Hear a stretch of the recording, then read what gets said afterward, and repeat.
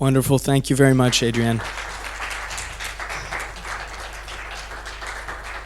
I particularly liked the metaphor about the data being the blood pumping through, in essence, society's veins. And that is a very apt description because it truly is the life force also of many different industries, right? And to speak a little bit more about that and what we're doing, right? It is my utmost pleasure to invite our president, Kurt Nielsen, up to the stage. Here you are, Kurt.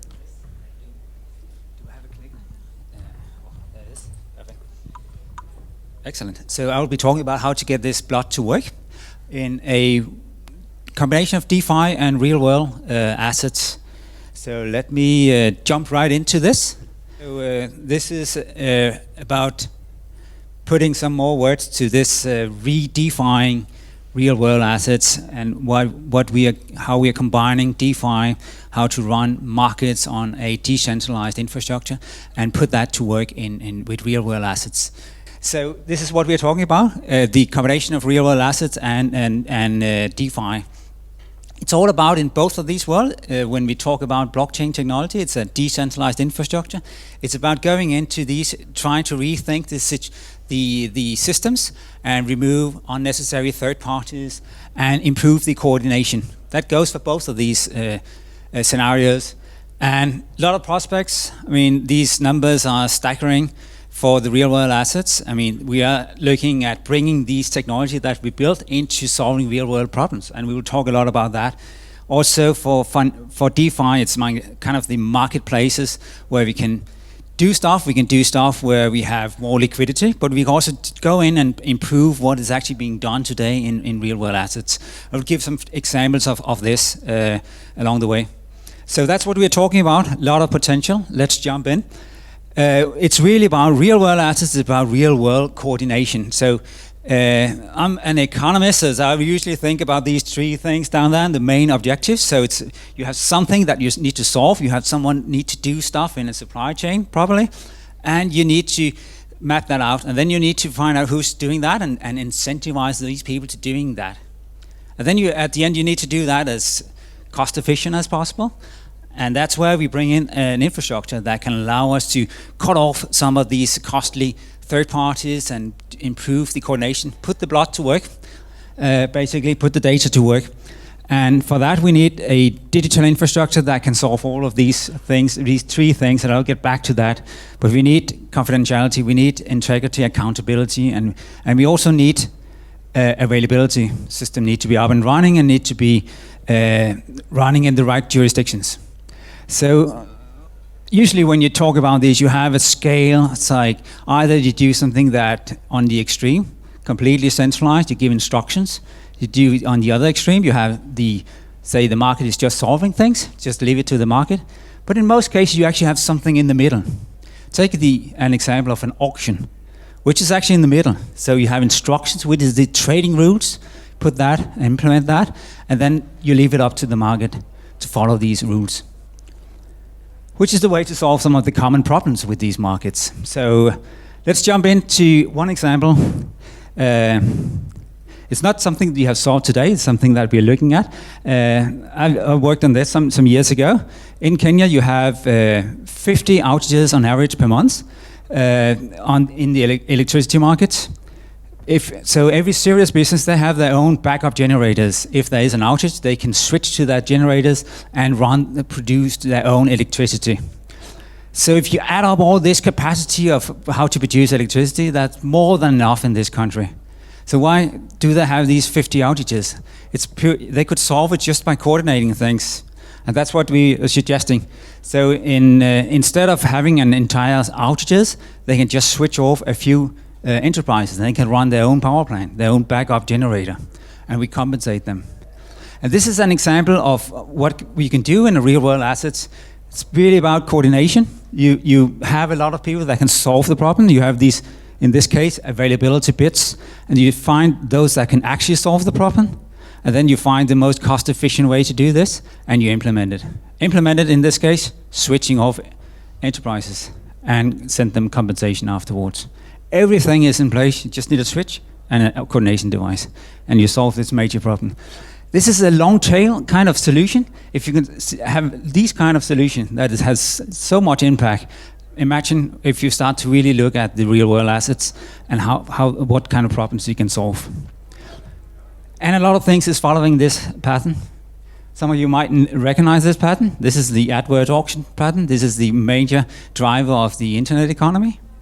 So it's all over the place, these kind of systems. Let's move on. There you go. So we talked about this ideal infrastructure. We need that. And that's what we're building. And in order to get to that, we need to combine these two technologies, which we did from the very beginning. It's blockchain on one side, it's privacy tool, multi-party computation on the other side. And with having these two, you actually get to these basic properties. This is basic properties of any digital infrastructure. You need to be able to have confidentiality. You need to have integrity, accountability. Then you also need availability. And recently, you need to have jurisdiction management. There's a reason why this is reflected in regulation all over the world, because this is the problem that we are facing. We need to protect the identity or the privacy on one hand. We need to have more accountability on how we are using data on the other hand. We have the AI, how do you control the AI? We have AI Act, we have Data Act coming out. So we see these two properties reflected in regulation, promoted by regulation. Then we have the latter one, the one in the bottom, which is about the availability. Of course, you need the system up and running and robust and all of that. We've always been looking at that. But recently, we also have this sort of more unstable world, a deglobalized world. So you also need to be able to have, it's actually put into regulation, you need to be able to address these things about operating things in the right jurisdiction at the right time. And that's what we see in regulation like the Cyber Resilience Act and DORA and those kind of regulatory packages. So it's all over there. It's coming. If you want to move into real world assets with DeFi, which blockchain technologies, using DeFi, we definitely need to be able to address these regulatory requirements. Otherwise, you're going nowhere. I mean, showing up with large enterprise and with not being able to solve these, it's not giving you anything. So it's a necessity. It's not something that is a luxury. It's actually something that we did from the very beginning. I'm not going to talk a lot about this, just a little bit of credibility in what we have been doing, because some of the people that go back a long way to the primitives that is making up these two technologies. But we also worked from the very beginning on solving actual real-world assets and DeFi.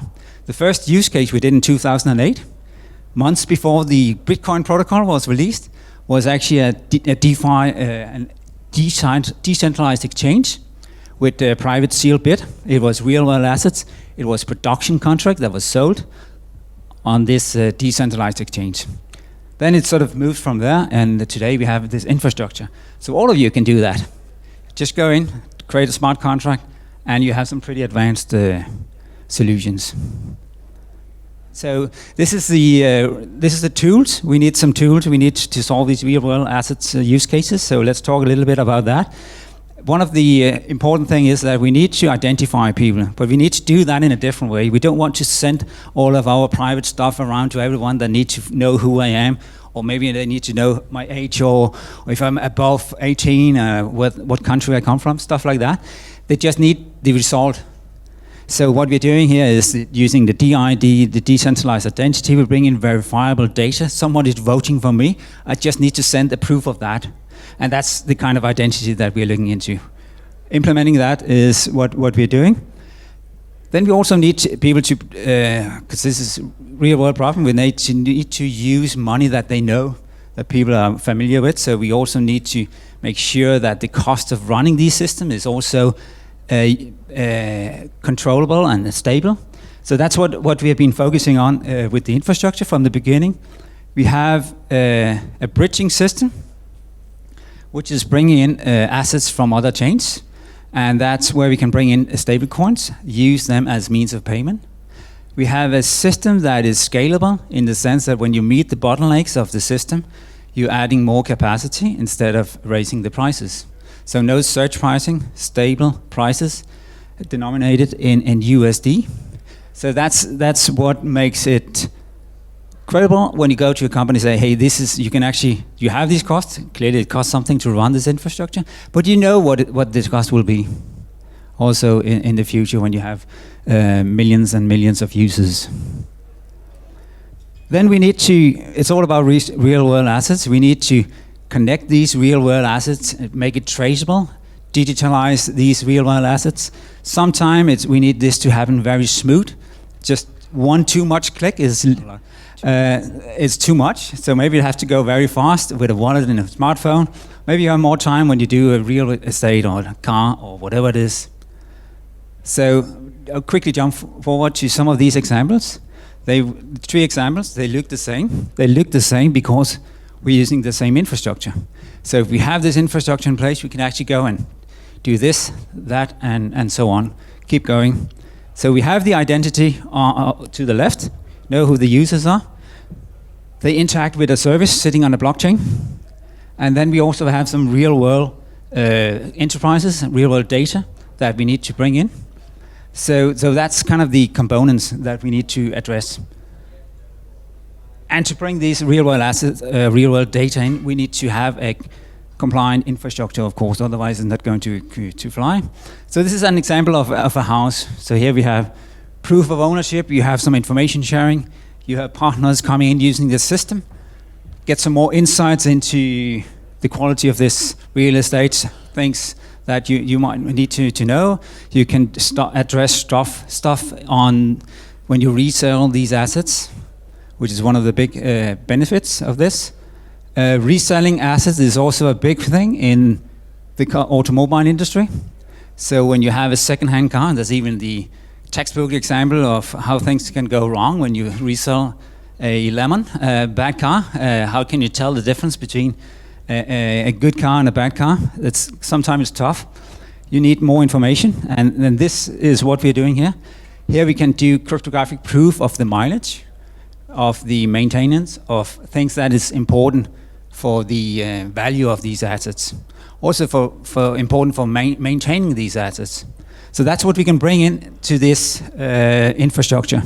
We can take the same model, and that's the point here, and move that into a completely different scenario. So this is medicine. Here we can address a number of things.